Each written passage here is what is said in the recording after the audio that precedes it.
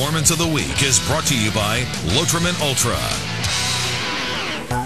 Juan Pablo Montoya is our ultra performer. In March, he won a Busch race in Mexico City, and with the win on Sunday, the 31-year-old Colombian became the first rookie to win a Busch and Cup race in the same season. And as Bob Holtzman explained, this came down to one word: fuel.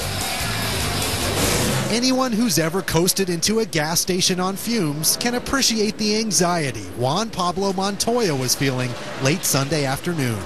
In the last lap, I rolled a lot. I went through the first few corners, I'm just looking at the yellow light, don't come on. You know, I have a yellow light for low fuel. When that happens, I got about 10 seconds of fuel.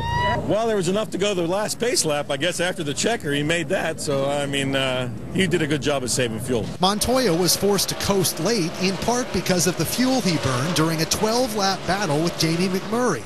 Montoya finally passed the 26 car with 5 laps to go.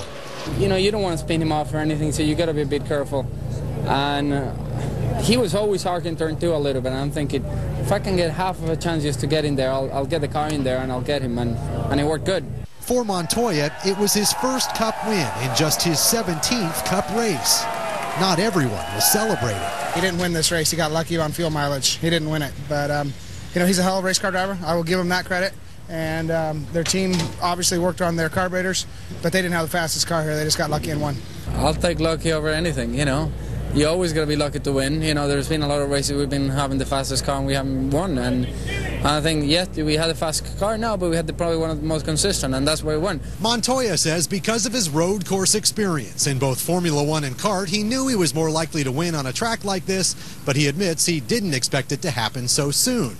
Montoya started 32nd, and no one had ever come from that far back to win here.